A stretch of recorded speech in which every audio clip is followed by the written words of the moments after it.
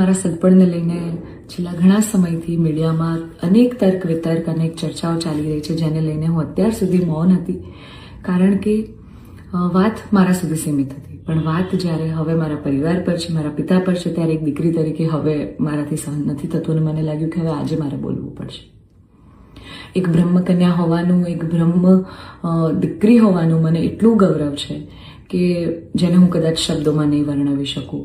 અને હું અહીંયા સુધી પહોંચી છું એના માટે શિક્ષિત અને સમજણી જે બ્રહ્મશક્તિઓ છે, બ્રહ્મ સમાજના લોકો છે, એમનો ખૂબ ખૂબ ફાળો રહ્યો છે મારી આ જર્નીમાં. અને હું તો નસીબદાર છું કે મને 18 વર્ણના લોકોનો પ્રેમ અને સપોર્ટ મળ્યો છે અહીંયા સુધી પહોંચવામાં. મારો પરિવાર તો છે જ, મારી ઢાલની જેમ મારા પિતા છે મને સપોર્ટ કરવામાં, પણ આપ સૌનો પણ ખૂબ ફાળો છે. પરંતુ કહેવાતા સભ્ય અને મોડર્ન સમાજમાં જ્યારે અમુક 2-4 અસામાજિક તત્વો છે જે લોકો અત્યારે પણ દીકરીઓ માટેના રૂલ્સ અને રેગ્યુલેશન નક્કી કરશે કે દીકરીઓનું લિમિટ ક્યાં સુધી હોવી જોઈએ. દીકરીઓને ફ્લાય કરવા માટે પાંખો મળી છે, એને વીંજવાની અને એને કાપવાની વાતો છે. આ બધી દીકરીઓ અત્યારે તેજસ જેવી પ્લેનો ઉડાઈ રહી છે, યુદ્ધ કરી રહી છે, રણ મેદાનમાં છે, સંસદમાં છે, વિજ્ઞાન અને ટેકનોલોજીમાં છે. હમણાં ઓપરેશન સિંદૂર જે થયું એમાં 2 દીકરીઓએ લીડ લઈને આપણને પૂરા દેશને ગૌરવ અપાવ્યું.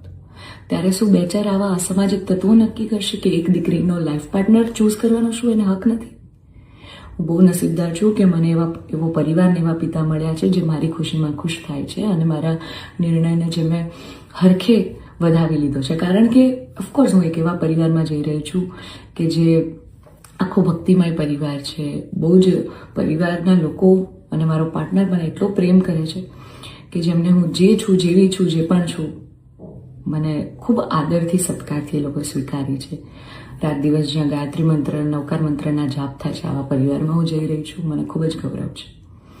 એટલે હું તમામ બ્રહ્મશક્તિઓ, સમજણી અને શિક્ષિત જે લોકો છે, બાકીના લોકોના મગજમાં નહીં ઉતરે કદાચ આ વાત, પણ જે લોકો શિક્ષિત છે, સમજુ છે, એ લોકોને હું નમ્ર વિનંતી કરું છું કે આવા 2-4 જે અસામાજિક તત્વો છે ને, કે જે દીકરીઓની પાંખોને કાપવાની વાતો કરી રહ્યા છે, પ્લીઝ એને સમાજમાંથી દૂર કરો, નકર આપણો સમાજ ક્યાંયનો